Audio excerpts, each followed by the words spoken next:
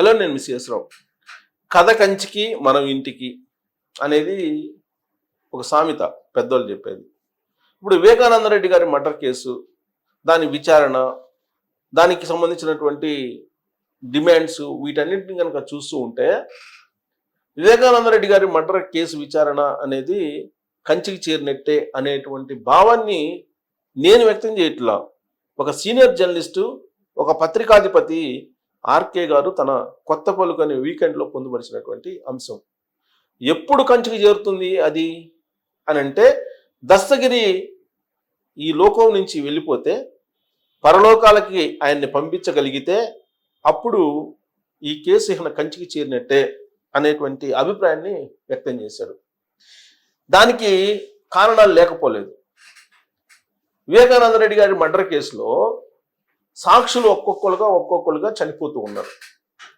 తాజాగా రంగయ్య వాచ్మెన్ అనుమానాస్పద స్థితిలో మరణించారు. ఆయన అంతకు ముందే జగన్మోహన్ రెడ్డి అలాగే భారతిరెడ్డి గారిని తాడేపల్లి నుంచి పులివెందులకు తీసుకెళ్ళినటువంటి కారు డ్రైవర్ శ్రీనివాసరెడ్డి ఏదో ఉంది అతని పేరు, అతను, ఆ తర్వాత అనేక మంది, దాదాపు 4-5 అనుమానాస్పద స్థితిలో మరణించారు. అభిషేక్ రెడ్డి జగన్మోహన్ రెడ్డి గారి బ్రదర్, కజిన్ అనమాట, ఆయన యంగ్, ఈ మధ్యనే డాక్టర్ కూడా ఆయన చనిపోయారు.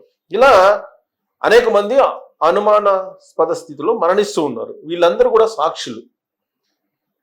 ఇప్పుడు అభిషేక్ రెడ్డి ఆ రోజున కుట్లు వేయటానికి వచ్చినటువంటి డాక్టరు, సహాయం చేయడానికి. అప్పుడు గంగిరెడ్డి డాక్టర్, భారతిరెడ్డి గారి తండ్రి. గంగిరెడ్డి కుట్లు వేశారు, దానికి సహాయపడింది అభిషేక్ రెడ్డి. గంగిరెడ్డి గారు చనిపోయారు, అభిషేక్ రెడ్డి చనిపోయారు, ఆ తర్వాత కారు డ్రైవర్ చనిపోయారు. ఇలా ఒక్కోళ్ళుగా దాదాపు 4-5 చనిపోయారు. వీళ్ళు ఎందుకు చనిపోతున్నారు వరుసగా? లాస్ట్కి ఇప్పుడు దస్తగిరి దగ్గర ఆగి ఉంది. ఈ దస్తగిరి ప్రత్యక్ష సాక్షి. ఈ దస్తగిరి కూడా చనిపోతే పొరపాటున ఈ కేసు క్లోజ్ అయిపోతుంది అనేది ఆర్కే గారు తన వీకెండ్లో రాయడం జరిగింది. సేమ్ పరిటాల రవి కేసులో ఏ విధంగా జరిగిందో అదే తరహాలో ఇప్పుడు వివేకానంద రెడ్డి గారి మర్డర్ కేసులో కూడా జరుగుతుంది అనేటువంటి కంపారిజన్ ఆయన చేశారు. ఏంటి, పరిటాల రవి మర్డర్ కేసులో ఏం జరిగింది? ఆ రోజున పరిటాల రవి మర్డర్ కేసులో ఎవరైతే దోషులు ఉన్నారో వాళ్ళు వరుసగా చనిపోయారు, హంతకులు ఉన్నారో వాళ్ళు వరుసగా చనిపోయారు. కానీ ఇక్కడ సాక్షులు చనిపోతున్నారు. ఇదే తేడా, ఇంతకు మించిన తేడా లేదు అని చెప్పి ఆయన తన వీకెండ్లో పొందుపరిచారు. అప్పుడేమో హంతకులు చనిపోయారు ఒక్కొక్కరుగా. ఆ కేసు దాంతో క్లోజ్ అయిపోయింది. ఎవరైతే ఎండ్ ఉంటారో, దాని వెనక ఎవరైతే సూత్రధారి ఉంటారో ఆ సూత్రధారి వరకు వెళ్లకుండా అది క్లోజ్ అయిపోయింది. కారణం ఏంటంటే హంతకులు అందరూ చనిపోయారు. అది కూడా అంతే, అనుమానాస్పద స్థితిలో మరణించారు. వాళ్ళందరూ అనుమానాస్పద స్థితిలో వాళ్ళంతా మర్డర్లు అయ్యారు, చనిపోయారు. కొంతమంది మర్డర్ అయ్యారు. సూరి లాంటి వాళ్ళు, ఎంతో రకరకాల జరిగిపోయింది పరిటాల రవి కేసులో. కాబట్టి పరిటాల రవి కేసుని ఆల్రెడీ అందరూ మర్చిపోయారు, విచారణ సంస్థలు కూడా మర్చిపోయాయి. కానీ అసెంబ్లీలో ఆ రోజున పరిటాల రవి మర్డర్ జరిగిన రోజున పెద్ద ఎత్తున అధికార ప్రతిపక్షం మధ్య వాగ్వాదం జరిగింది. అటువైపు సభానాయకుడిగా రాజశేఖర రెడ్డి గారు ఉన్నారు, ఇటువైపు ప్రతిపక్ష నాయకుడిగా చంద్రబాబు నాయుడు గారు ఉన్నారు. దీని వెనక జగన్మోహన్ రెడ్డి గారు ఉన్నారు అని చెప్పి ఆరోపణలు చేసింది ఆ రోజున తెలుగుదేశం పార్టీ. దానికి చాలా సీరియస్గా రాజశేఖర రెడ్డి గారు రియాక్ట్ అయ్యారు. ఆ రోజున అసెంబ్లీలో నేను కూడా కవరేజ్కి వెళ్ళున్నా. ఏమాత్రం మీరు అనుమానం ఉన్నా విచారణ చేయండి, సిబిఐకి అప్పచెప్పండి, ఈ కేసుని ఉరి తీయండి. జగన్మోహన్ రెడ్డి గారి ప్రమేయం ఉంది అని అంటే తన కొడుకు అని కూడా చూడట్లేదు నేను, మీరు ఉరి తీయండి అతని ప్రమేయం ఉంటే అని చెప్పి అనౌన్స్ చేశాడు అసెంబ్లీలో. ఆ తర్వాత ఆ కేసు అంత సీరియస్గా విచారణ జరిగినటువంటి దాఖలాలు లేవు ఎక్కడ కూడా. అందుకే అది ఆ కేసుకు సంబంధించి పూర్తి స్థాయిలో విచారణ జరగకుండానే హంతకులు ఎవరైతే ఉన్నారో పరిటాల రవిని చంపినటువంటి వాళ్ళందరూ అనుమానాస్పద స్థితిలో చనిపోయారు.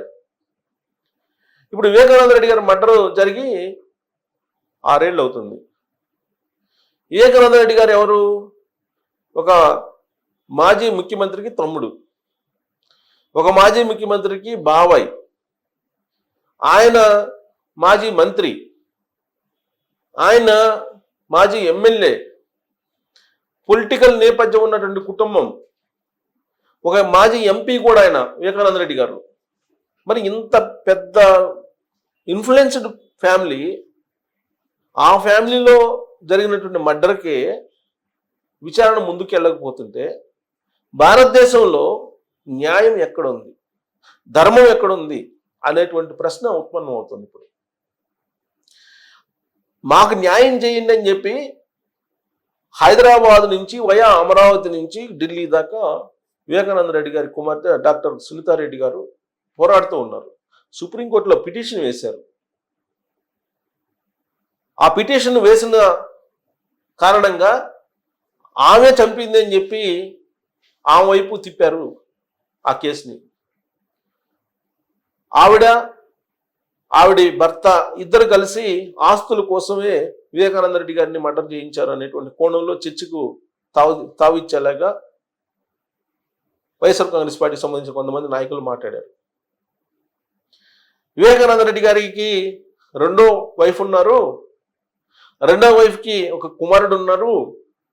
ఆ కుమారుడికి రాజకీయ వారసత్వం వస్తుంది అనేటువంటి ఉద్దేశంతో సునీతారెడ్డి గారు ఆవిడ భర్త ఇద్దరు వివేకానంద రెడ్డి గారిని చంపేశారు అనేటువంటి కోణంలో చర్చకు తెరలేపారు.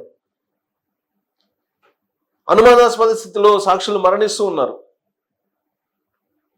జగన్మోహన్ రెడ్డి గారు 2019 ఎన్నికలకు ముందు ఈ కేసు మీద విచారణకి సిబిఐని డిమాండ్ చేశారు. సిబిఐ విచారణ వేయాలి అని. ఆ రోజు రాష్ట్ర ప్రభుత్వం మీద నాకు నమ్మకం లేదు, రాష్ట్ర ప్రభుత్వ పోలీసు మీద నమ్మకం లేదు, సిబిఐ విచారణ చేయాలి అని చెప్పి డిమాండ్ చేశారు.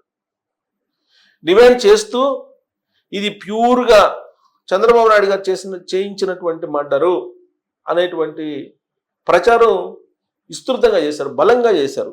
తన సొంత మీడియా ద్వారా, కూలి మీడియా ద్వారా పుస్తకాలు వేయించి నారాసుర నక్త చరిత్ర అంటూ ఢిల్లీ వరకు పుస్తకాలను పంచిపెట్టారు. ప్రజలు కూడా నమ్మారు. 2019లో బాబాయిని కోల్పోయారు అనేటువంటి ఒక సింపతితోటి ఒక్క ఛాన్స్ అంటూ అడిగారు. దాంతో ఆంధ్రప్రదేశ్ ప్రజలు జగన్మోహన్ రెడ్డి గారికి ముఖ్యమంత్రి పదవిని ఇవ్వడం జరిగింది.